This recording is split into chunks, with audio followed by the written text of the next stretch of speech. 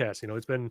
It's been 3 or 4 years at this point, and one, I can't even believe that my podcast has stayed around for that long. There's so many podcasts out there that stop recording and stop posting and everything, and I Yeah, feel like congrats I'm to you just for staying around that long, because I think the average podcast quits before 7 episodes. And so people yeah always ask me, like, what's a good goal for when I start my podcast? I'm like, just get past episode 7. If you could do that, you're better than half the podcasts out there. And yeah. now, how many years have you been doing this? It's coming up on 5 That's actually. amazing. Yeah, congrats to that. Yeah, 5 years of weekly uploads. I mean, Weekly, wow. yeah, weekly interviews. I like doing it because at least that way I can stack them.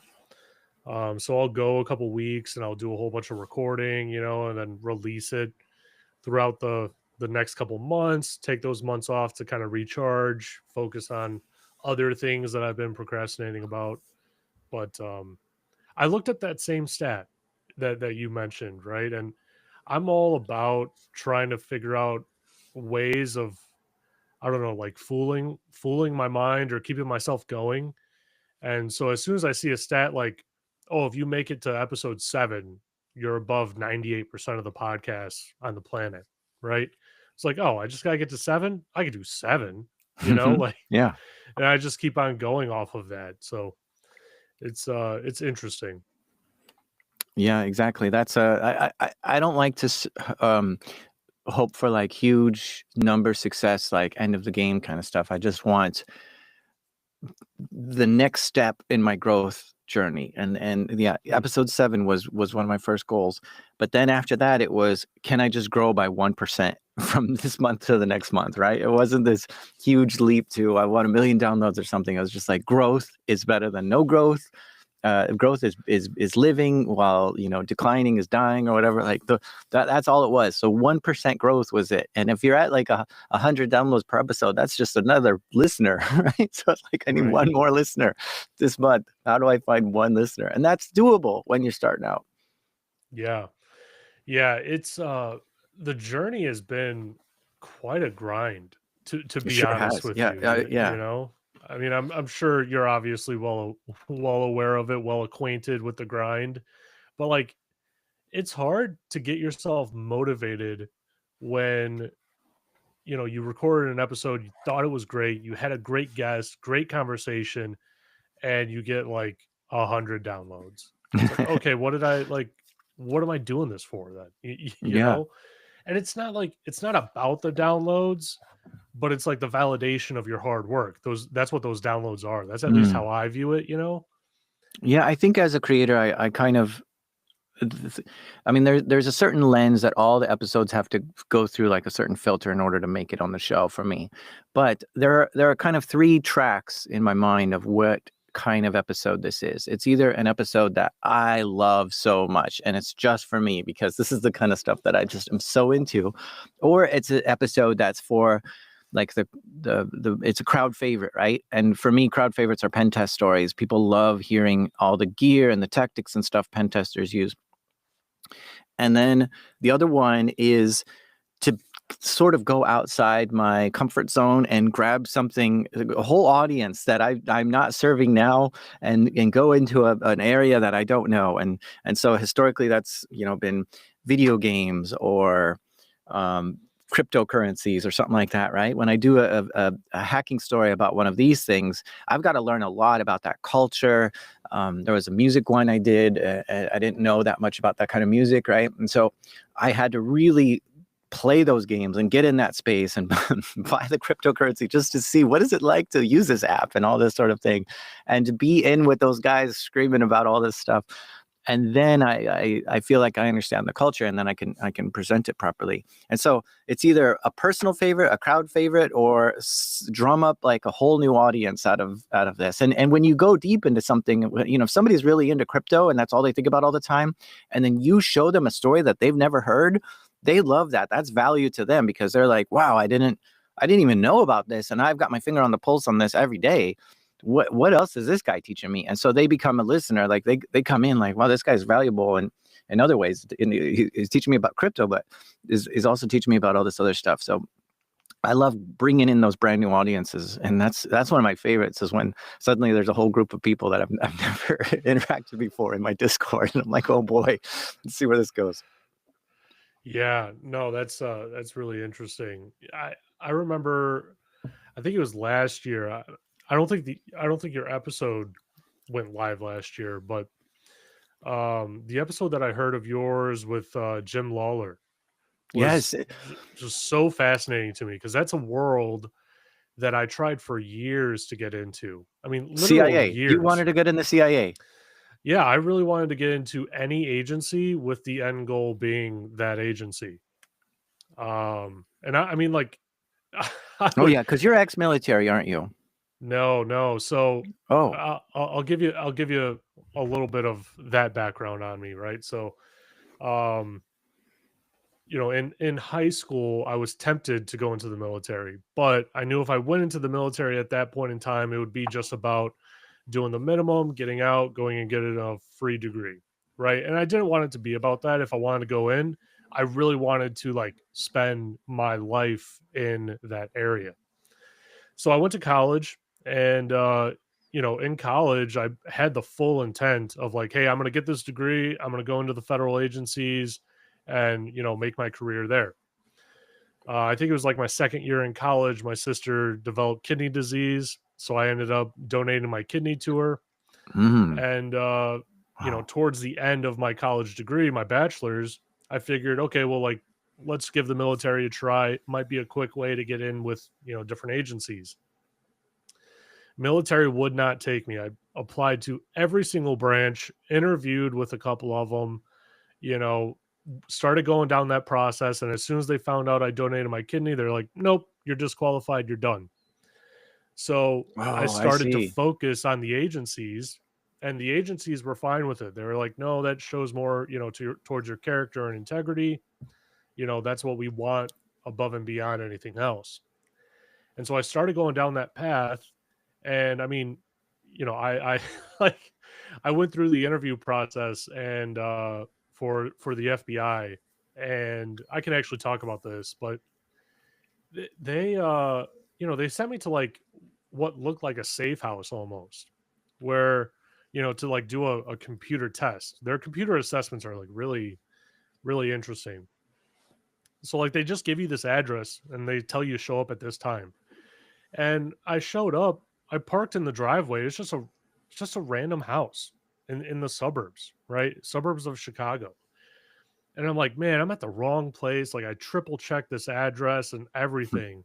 So I was like, you know what? Like, whatever. Let's just go up to the door and get turned away just to be sure. And I knock on the door and someone opens the door and they're like, what are you here for? And I told them, my test or whatever. And they were like, all right, come in, go all the way to the back. Right. Like, that was the weirdest thing. So I passed like all of their tests. And the year before I started this journey, the process had changed where it used to be where if the field office liked you, they could just refer you and send you to the academy, right? Like as long as you passed all of their tests and everything, the field office was like kind of that final say.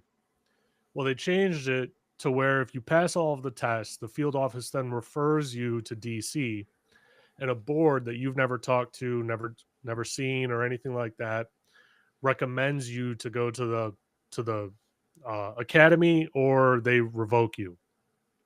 So they actually revoked me, and my recruiter called like the board personally, and she's like, you don't understand, I've been talking to this guy since he was in college, he's worked at this every single day for the last 4 or 5 years.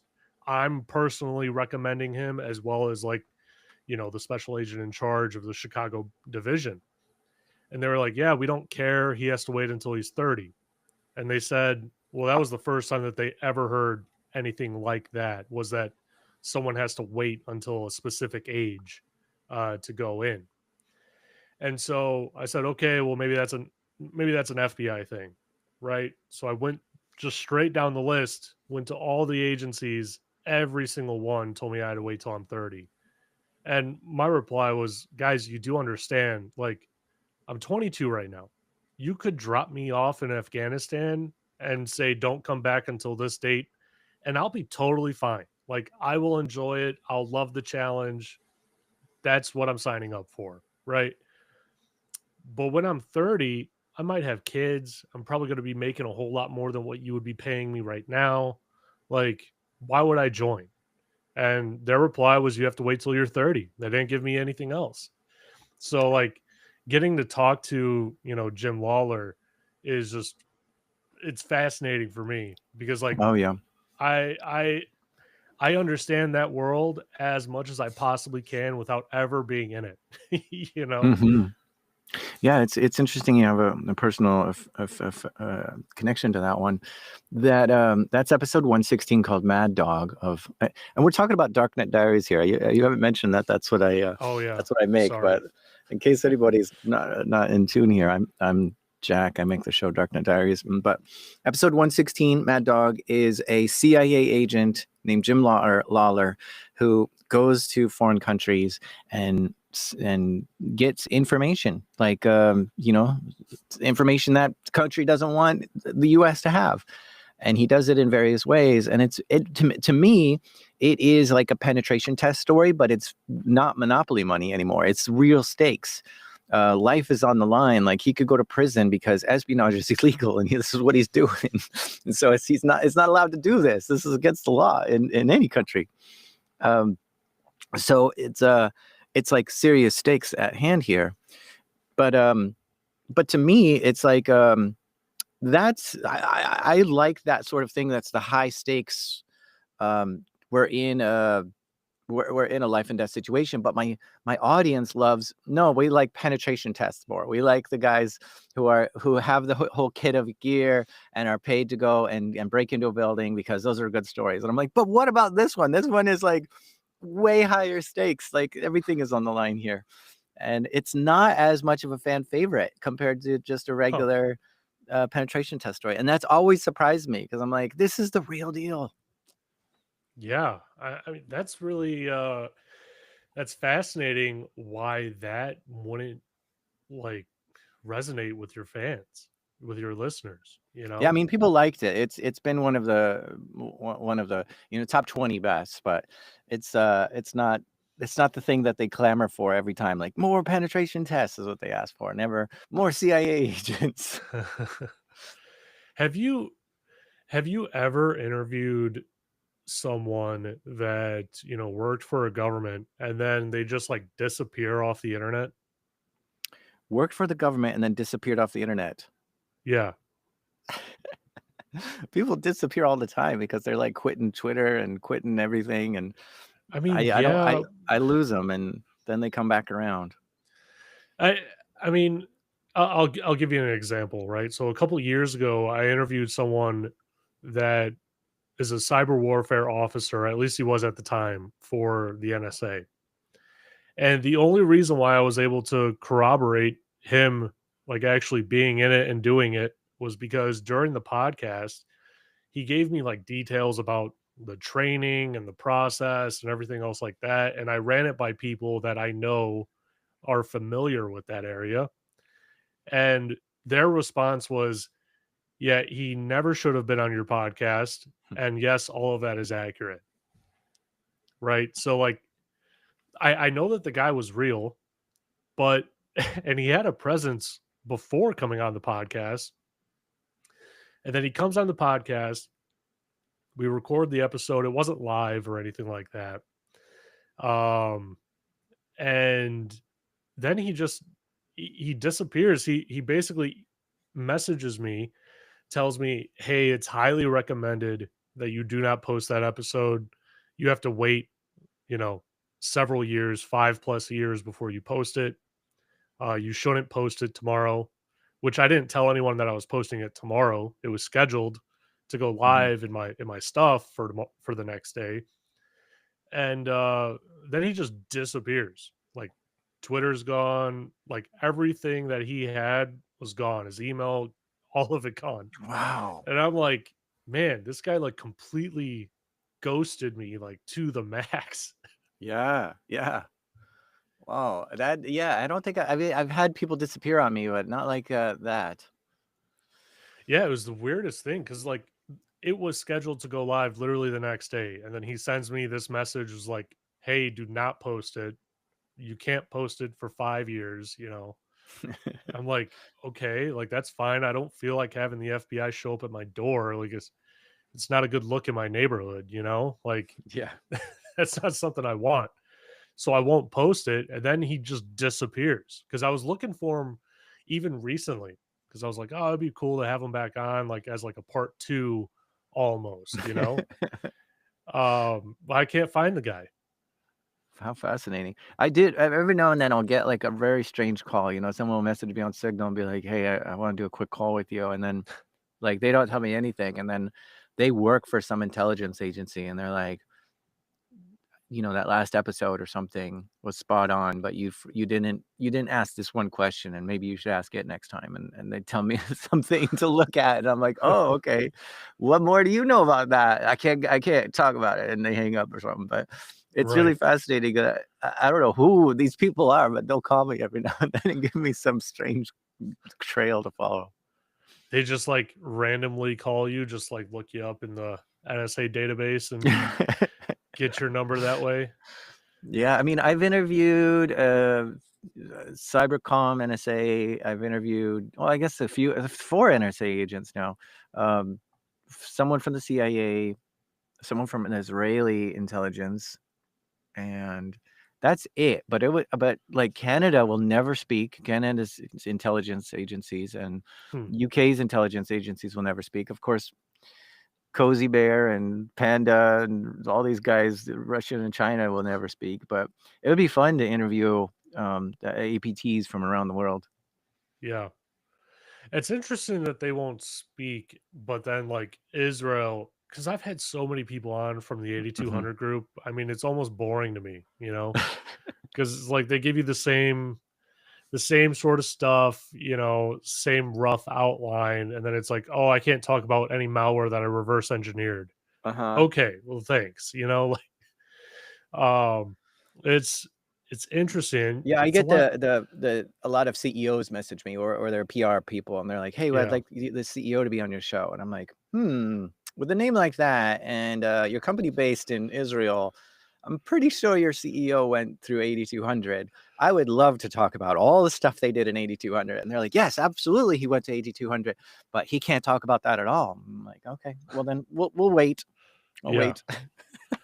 yeah. No, it's a weird world. And then what was it? I mean, I doubt that you know this, but I had Jim on this summer, Mm, right after the US bombed Iran and or bombed the Iran nuclear facilities. And so I had him on, and that's all that we talked about for like an hour. And he told me, he goes, I actually got read into it like a month ago that this was being planned and thought through and everything. And they were asking for my opinion. And he said, yeah, we should absolutely do it. And that was like essentially factored into the overall decision to actually do it. And then the day before they launched, he got read in and said, yeah, we're going to launch at this time. And he said that he was like getting near real time updates the whole time. And he's like, I've been retired for X amount of years, right? Like they don't have to do that, but it was a nice courtesy wow. because he had like so much, he had close operations in that region and whatnot. Yeah, that's fascinating. Yeah. It's an interesting world for sure. Is there anyone that you haven't been able to get on that you really want to get on still after all these years? Yeah. Yeah, I mean, I think by default or by design, I suppose, I want those hard to get interviews. And so it's always a lot of, shoulder tapping that not even knows. It's just it's just ignoring me, right? And yeah, I mean, like I said, Russia's hacking team or Chinese hacking team, that'd be really cool. But like they're not gonna ever come on. They'd be killed And if they came on. So it's chasing ghosts in a lot of ways, right? There's some of the high profile hacks that have happened that we don't know who it was, like I don't know, Guccifer or whoever hacked what was it hacking team in Italy. Just some of the Hmm, stuff that's happened, like, ooh, somebody came and hacked this and we don't know who, or like it'd be fun to get those people, because those people should never come to on my show, right? And so that's right. kind of what I'm looking for, is the people who would never and should never come on my show to tell me that. And yeah, I've chased lots of different things. I've asked. I mean, so I had one of the early people that was really surprising to me, that was just such a good storyteller, was John McAfee, and I heard him Hmm, talk about how crazy some of the adventures that he went on the some other podcasts, and I was like, wow, I'm glued to his story. How am I glued to this? And it was just so fascinating to hear him run from the cops and people are chasing him through the streets with guns and stuff. And so I was like, wow, that's such a good story. So I reached out to him and I said, hey, do you want to tell this stuff? He said, yeah. But I realized like two things. Number one, he was getting crazy into like conspiracy theories and stuff. And I was listening to some of his other interviews at that time, and he just, any question just goes right off the rails into conspiracy land. And I'm like, man, I don't know how I'd get this guy back on the track. And then number two is, some documentaries were made about him, about like how he killed his neighbor's dog or whatever. I don't know all the details. And he would like absolutely hate talking about certain aspects that he thinks, make him look bad, or he did something wrong and stuff like that. And those were kind of the questions that I'd like to go to, of like, hey, did you kill your neighbor's dog? Did this happen? Like, why are you on the run for real? Not just your thoughts, but like, what did you actually do?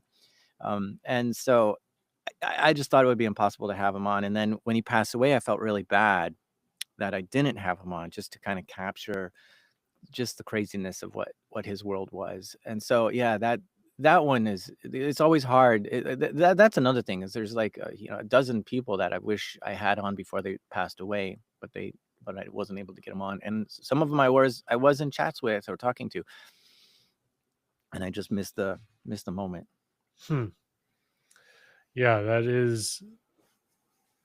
that's the challenge with like running this sort of show, right? Because like life happens and you never know if you'll be able to get them on ever, right? Like Hmm. that's why I mean, I probably come off as pushy to a lot of people, right? But that's why like I always push for at least a yes or a no. Like, hey, if I'm asking for you to come on or do whatever, if you don't want to do it, just tell me no. Hmm. And like I'll go away, I'll leave you alone or whatever. But if you say yes, that's exciting to me. That's like, okay, you said yes, you're gonna come on. That's someone that I didn't have on before, like it's an exciting story. It's a very interesting story. Um, how much when you're working on an episode, how much from your recordings actually makes it into the episode? Oh, good question. I think it depends on how much I research this person first, right? So sometimes we hop on the call and I don't know their stories at all, and because of that, I've got to feel out the edges of the stories, and we go down, random streets and be like, all right, is there anything to this? Like, you said that is your you brought this thing along or something, and is there what was the why did you do that and all this, and I'm fishing for something interesting there, and there's nothing interesting there. And so there's a lot of tape I've got to edit out there. But if it's a story that I can research really well beforehand, because there's court records or news reports or something, then I can be really prepared with what streets I want to go down, Hmm. and because I'll get like exactly what I'm looking for, and there's a lot less editing, but still I'll probably chop out 10 or 20% even there. Hmm. Yeah, I try to take out nothing, mostly because of my my workload right now. Um, I just I try to do as little editing as possible, right? Um, but something that I feel like you do really well that I try to become better at myself is being able to tell a very technical story or even explaining a very technical topic in a way that captures both sides of the audience that may not Mm. understand it, and the people that like understand it inside and out. Like that's what they do every day. How did you get so good at doing that? Do you like I don't know. I don't know how you would even get Yeah. that good at it, you know? So Because you I mean, you captivate me, man. somebody told I was so before I was a podcaster, I was a network security engineer. I was mostly working on Cisco firewalls, and somebody told me in that role, "Hey, if you can explain complex topics simply, there's money in it." I'm like, "What are you talking about? Like, Huh. how? I'm just troubleshooting a firewall." Like, but then I started to get on phone calls with clients or customers or something, and I'm like, hey, here's what happened. And they're like, yeah, well, we're not going to care about that or do that or do anything. And I'm like, whoa, whoa, whoa. I have to explain to you why you need to make a change here, why we need to authorize this change or make, adjust this and fix this, whatever. Obviously I didn't do it. And so I would try and it wouldn't get across. Right. So that's number one is I'm not communicating effectively to someone who needs this information in order to make a change to secure their, network better. Um, but then I started thinking, the only people who know I'm any good at this are like my coworkers, my customers. I think that's it, right?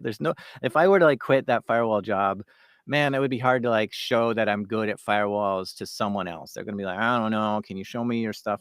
And I'd have to start from square one with like my reputation. So I thought, why don't I make a goal? And it was a New Year's resolution goal, probably in 2007 or eight, where I said, I want to teach more people more things. And the whole point was to not just teach my coworkers how to do things because I was always trying to teach people stuff. And so that's where I started a blog, and the blog is called tunnelsup.com. I haven't updated it in a decade, but the blog was where I started saying, okay, here's if you have a VPN that you're troubleshooting on a firewall, there's a lot that could go wrong. Here's the troubleshooting steps. And now I'm explaining a complex topic. And I'm like, okay, that's draft one, great. And then I'd look at it like 3 months later because I'm troubleshooting it. And I'm like, what is this gibberish on the screen? I don't even understand my own like notes. And so I'd revise it and I'd make it better. And then a year goes by.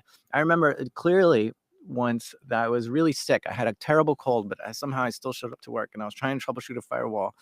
And I looked at my blog post on troubleshooting firewall and I was like, this is such trash. I have got this clear vision on how this blog post should look. And I deleted it all and I rewrote it. And that's all I spent all day that day doing. I didn't do any other troubleshooting. I was just like, here's how to troubleshoot a firewall. And this now had graphics and terms. And it went down the list very clearly on how what's the best approach to this. And it was amazing that a cold is what got me there because I could not think deeply anymore. I needed the information just immediately and it wasn't there on the page. And I was like, all right, my mental blockage is making me realize that this post is not very good. And so it was this years and years. I've probably spent 7 or 8 years just on this blog revising posts and making posts and all this sort of stuff. And it became this thing where now my goal is to make this not just a post on how to do this, but the best post on how to do this. This is the clearest way to handle this sort of thing, the most helpful thing. And that, I just did again and again in order to get better at that. And not only that, but I was giving presentations at work and stuff. We did lunch and learns to explain topics to people. And it was really helpful to just get these sort of things out. And I saw the power of it, especially with the blog, because then the blog started saying, people were saying, hey, can I hire you for a weekend? I'm troubleshooting a data center upgrade and I need, I'm doing this and I need your help. Would you mind doing it? I'm like, wow, this is cool. I'm getting like job offers basically from these blog posts. And then other people would know it, and when I'd meet them at a meetup or something, they're like, wow, you're the guy who writes that blog. Yes. And so it was really nice having that. Well, now more people know that I'm good at this and not just my coworkers and stuff. And so when I started the podcast, it was this idea of, well, I want this topic to be explained in a way that is going to cater to both the person who's been doing this for 10 years and the person who knows nothing about this topic. And that is such a hard line to walk. And so that was the challenge of make it exciting to both people.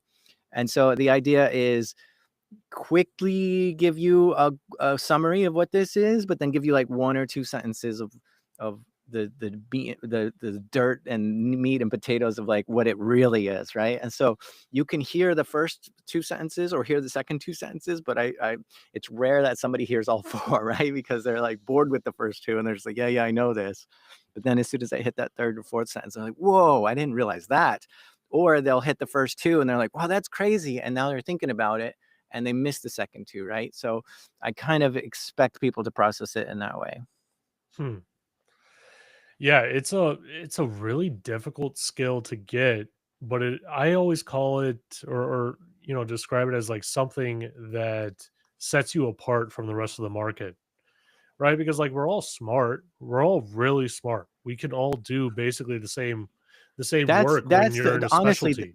that's the thing that I start with is I know my listener is smart. I'm not gonna talk to them like they're stupid or they're a 5th grader or they don't know anything about computers. And even my dad, who says that he's the dumbest person when it comes to computers, which he is, he's awful at computers. He even understands what I'm saying, and I know that that just gives everyone more credit, or people should give themselves more credit than what they give themselves because they are very smart. And just, yeah, talk to people like they're adults, and it goes a long way. Right. Yeah, I remember early on in my career, I think it was like the first job out of college, I convinced them to like give me, for me to own basically all of the, military and federal agency contracts that we had. And this one place I went to in the middle of nowhere, West Virginia, in the middle of the mountains, um, I was there to do an upgrade, troubleshoot, kind of like move them along in their implementation process, and they hired a technical writer to come in and literally document every single thing that I did. And it kind of like reframed how I take notes because I saw it and they're like, well, we want this to be so detailed to where if someone that knows nothing about this system is handed this piece of paper and said, do this work, they can do it start to finish, no issues. And that like kind of took it to a different level, right? Because like I went there with an upgrade guide of like 2 or 3 pages. And when I walked away, that upgrade guide was like 25 pages long, right? Because they Mhm. literally went through every command, every result, every troubleshooting technique, every single thing. They documented, took screenshots, described it, everything. So like now I kind of like carry that forward to some extent in the work that I'm doing. Mm, interesting. Yeah, this is why I like command line more because command line is very summarized, or it's very short version of like all the things you've done, as Yeah. opposed to 30,000 screenshots of, well, I went to this screen and then clicked this button, and then it's an awful documentation process compared to here's the two commands, type those in, you're done. Yeah. Yeah. No, it's and for me it was like never, oh, here's the 10 commands that you need to run. It's like because I would run into the most random issues, of just things not working properly. And I'm in, a pretty harsh environment where I can't call people, I can't open up my laptop and use Google. I don't Yeah. even have a phone on me. It's just me and my brain figuring out how this stuff actually works. Yeah, and it's funny too if someone's taking notes because it's like, oh, you typed that, okay, cool. But I hold on, I had to undo that because that wasn't the right command. I made a mistake. You got to delete that, and let me just screw around for a little while to find what it is I'm trying to do here. Stop writing everything down. Okay, Right. this was how I configured it. It wasn't. It took me a long way to get there, and still, you might be missing a step because you didn't realize. Oh, yeah, it was this that you had to enable before that works as well. It's still tricky. Yeah. Yeah, absolutely.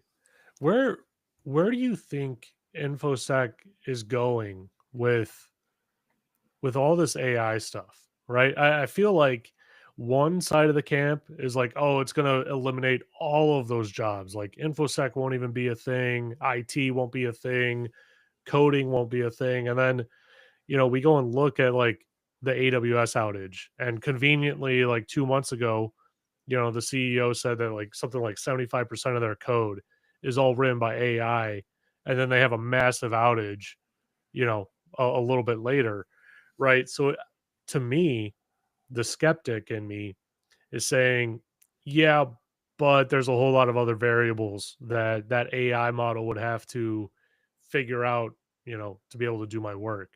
And on the other side, right, the stuff I'm researching with my PhD might be a little bit closer than I want to admit.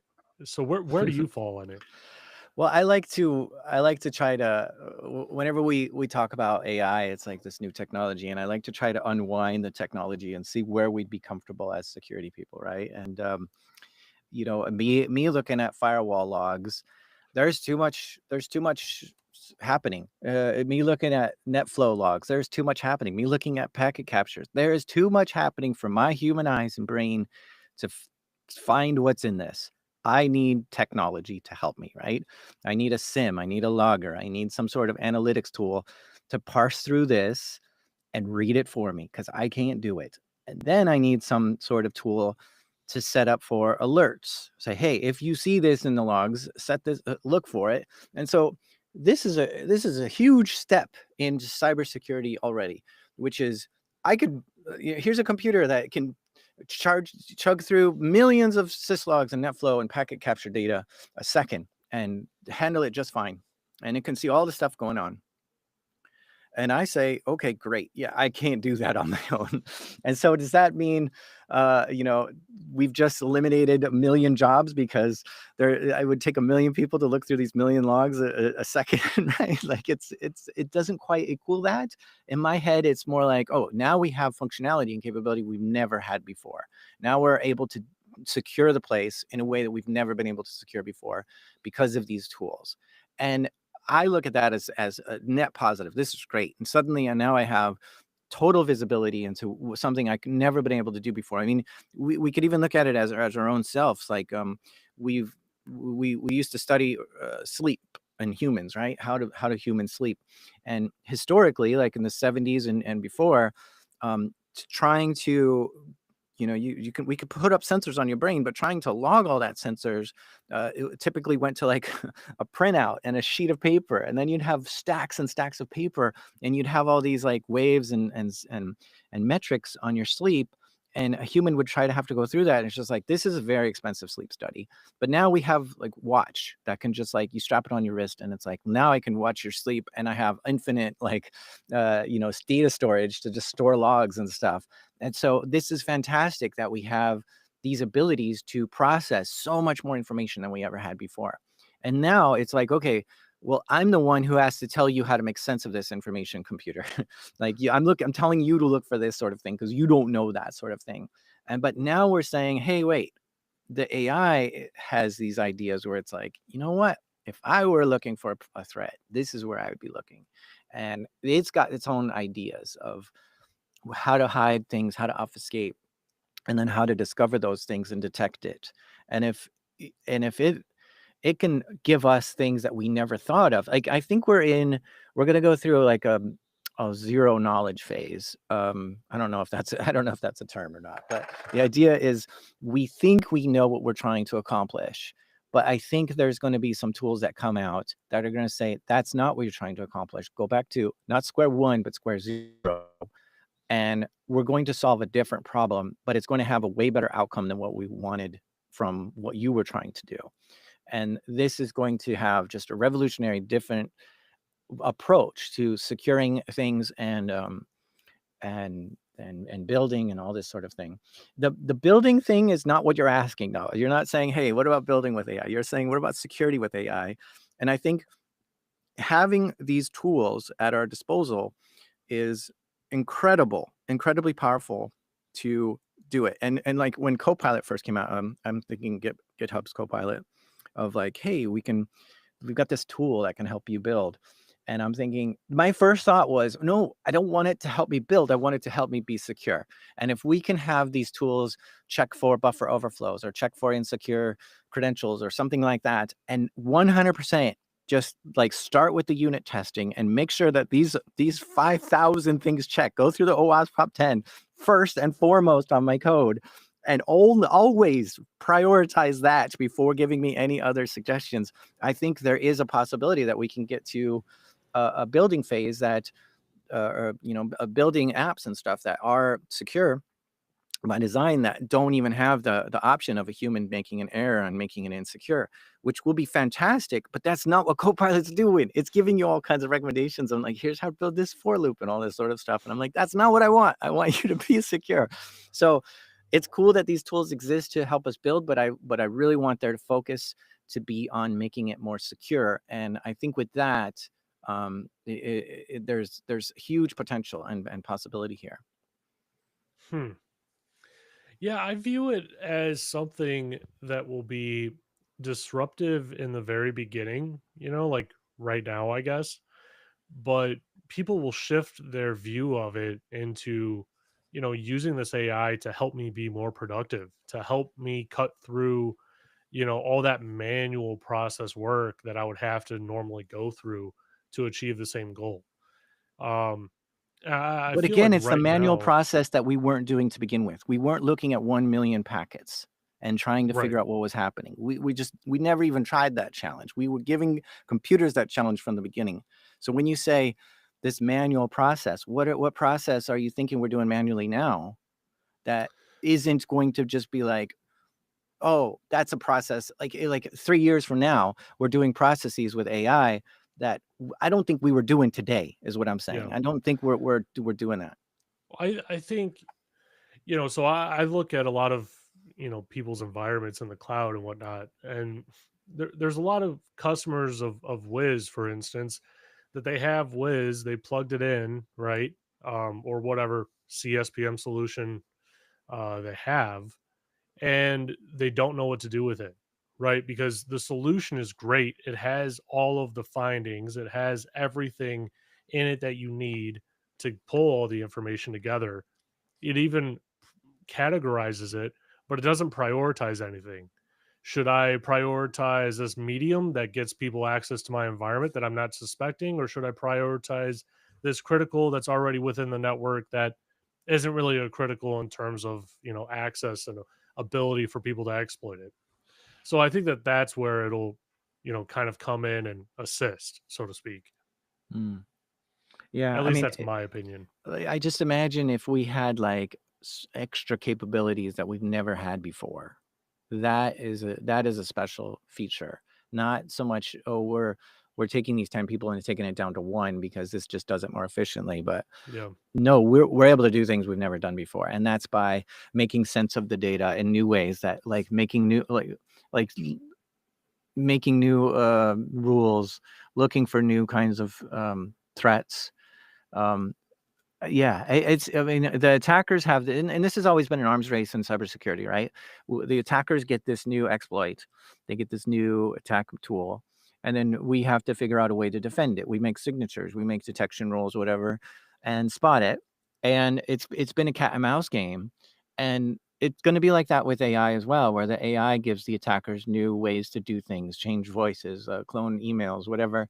It's going to be new attack surfaces that we may not have expected as well, um, and that we have the tools as well to like, okay, hey AI, you're being used to make these sort of attacks. What would you do to detect those sort of attacks, right? And so it's nice that we have sort of the equal playing ground for these kind of attacks and defense thing that we have to do. And if you think about some sort of historically as well, is there might have been some nation state level actors that have access to maybe some kinds of technology similar to this that we didn't have commercially because it just was out of we didn't have the budget to research it and stuff.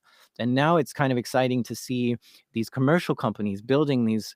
Well, I probably imagine that some of this AI stuff is way better than what the government can produce, right? And so I feel like the technology was um, asymmetric for a long time where they had access to stuff that we didn't, and now I think it's like, nope, we've got the same tools as you, what are you going to do now? And that is a whole new thing as well, I think, which is like an even playing field. Hmm. Yeah, it's an interesting time that we're in because like so many things are shifting. It's such a rapid pace too. Yeah, and I think it's important to keep your finger on the pulse whether you like it or not, because Yeah. if you say, you know what, I'm not going to adopt this, I'm not going to care about this, whatever, the time's going to change, the world's going to change right under your nose, and then when you're ready to, when you look up and you start to tune in, it's going to feel so odd and strange and scary and magical. um, and I think that's a version of future shock, right? And so I think Socrates came up with this idea of, if you were to go into the future and suddenly you don't recognize any of this technology and all this sort of stuff, you could, have physical ailments from future shock, and you'd feel sick and disoriented, and everything would be strange. And I think because the technology is changing so fast, it's easy to experience that future shock. And I've experienced it in small doses already, with just like things like when Midjourney showed up, or even ChatGPT, and suddenly this computer could talk and it make images in ways that I didn't understand, because I have a degree in computer engineering. And so I know how computers work. I know how the bits and bytes and all this sort of stuff happens. And I'm just like, I don't know how this app is talking to me like this. I don't know how this app is making images. This is crazy. And it gave me this sense of magic. Like, I don't know what's happening. This is magic. Hmm. There's no explanation for how it's able to do this. And I even took classes on TensorFlow and different PyTorch and stuff, and just to try to understand what is this AI stuff everyone's talking about. And there was no connection between PyTorch and what ChatGPT is doing. I'm like, you guys are working on two different things here. This is not the same world at all, because tensors are just like, I don't know, 4 or 5 dimensional like bits of data. Where in the world is there words in there? There's not even words. So how is this happening? So it's just like, it didn't match up in my head. And so I could not, for the longest time, didn't understand how any of this AI stuff was working. Um, and I tried and I tried and I tried and I couldn't. But how I got there was, instead of trying to like build it, like, okay, well, if I just build it, then I'll know how it works and it's not magic anymore and I won't feel this future shock. Instead of doing that, I decided to just try to become like a super user and use the tools over and over and over. And I actually made a thing where I was going to be like, I'm gonna do 100 days of different AI tools and see, and just try them all and see what happens. I think I got to day 5 before I hit Midjourney, and that was just such a cool tool that I was like, oh my gosh, I'm just going to use this every day. This is the funnest thing. And I gave up on my challenge, but what it did, it gave me this understanding of what AI has in its capabilities, right? And I again got to the world of like, okay, we're in this realm of what's possible, because what AI did was it showed me, obviously I'm in a realm that I don't know what's possible anymore, right? And that's what future shock is. You don't know what can be done and what can't be done, and you're just like, you don't have a grip on reality, and because of that. And so now I got a grip on reality. I know what you're capable of. You're capable of doing these things and these things and these things. Great. And as I became like a bigger user of the tools, then that really lowered my fear of the tools. And I think it's important to just keep them going, or like be aware of what's capable out there and what tools are being used, because you don't want to suddenly be in this world of like, I don't know what the world is capable of anymore. I don't know how people are doing any of this stuff. Everything's magic to me, because that's a weird world to live in and it's scary. Yeah, that's a really good point. When you did your AMA earlier in the year, I can't remember when it was. Um, were there any questions that you were hoping someone would ask you that didn't get asked that you might want to go down now? I mean, I don't just work on a podcast, right? I've Right. been working on guitar and piano quite a lot recently, and swing dance. I like to do swing Hmm. dance. And so, I could go on and on. And this year also I've been studying a lot of Spanish.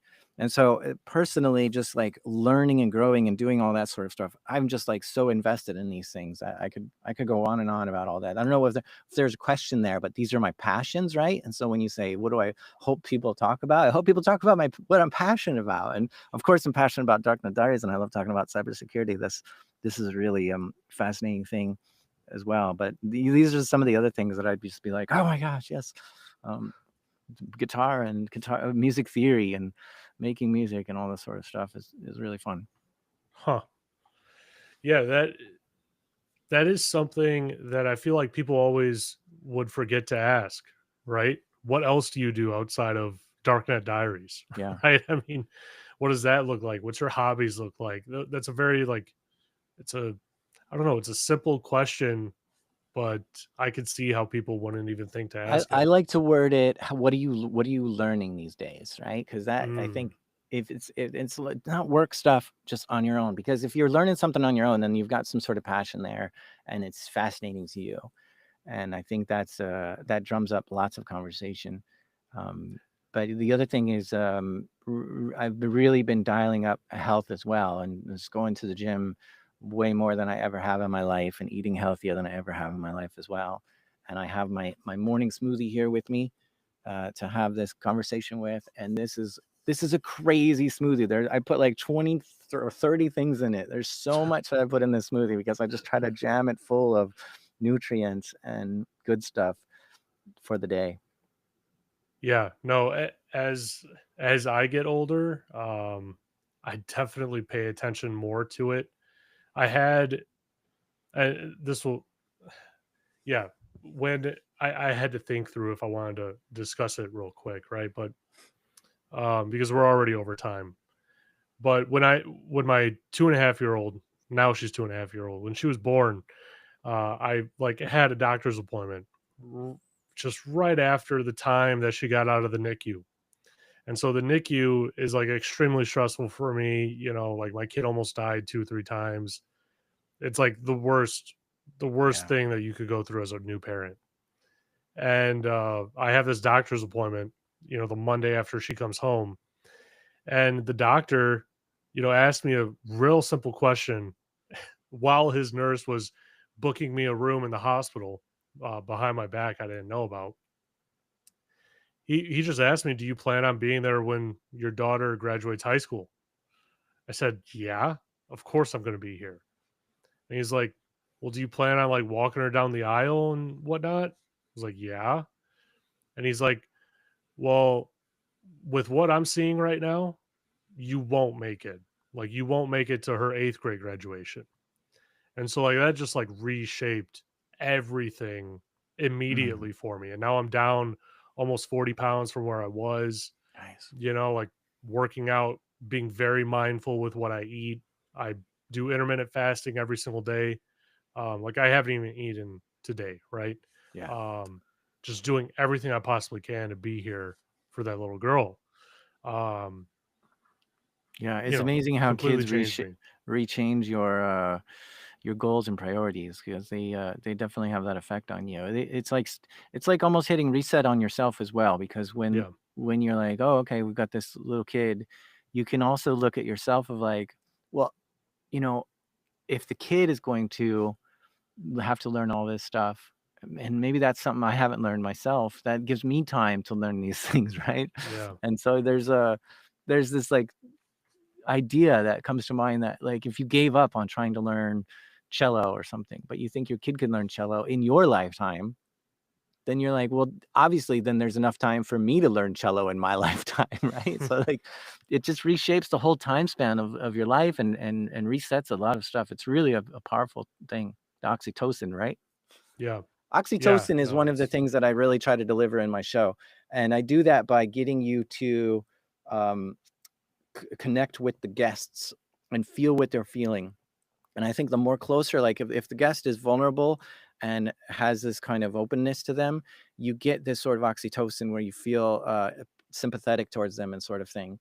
And that oxytocin is, I think, a wonderful drug. It gives you these things of like empathy and calmness and happiness, and there's all sorts of really great feelings you get from oxytocin, and you can deliver it through storytelling. So I'm always researching oxytocin, and in fact, to extrapolate that even further, you could just say that my operating system nowadays is wetware, because that's the brain. And I used to work on operating systems like computers and stuff, but now I'm working on the brain because I'm a storyteller, and I have to try to get the story into your head in the most amazing way so that you enjoy it the best, but then also remember it, and it impacts you, and it changes you and inspires you. And in order to do that, I have to know how your brain works to deliver it as best I can. So yeah, wetware is my new thing. huh. Well, Jack, we're already over time, unfortunately. I wish we could go longer, but I have to jump to a call. Well, thanks for But I having me on a really, second time. This was fun, a lot of fun. well, I really appreciate you taking the time to come on. To even respond to my email. Like it's always very appreciated on my end. Yeah, keep doing it. It's awesome. Yeah, definitely. Well, Jack, before I let you go, how about you tell my audience if, just in case they've been living under a rock, where they could find your podcast and where they could find you if they wanted to reach out. I challenge them to put Darknet Diaries in any search engine and see if they can find it. If they find a search engine that it doesn't show up on, let me know because I want to get it in there. Darknet Diaries. That's all you got to type. Find search engine of choice. Awesome. Awesome. Well, thanks, Jack, and thanks everyone for listening to this episode or watching it, whatever platform you're on. I really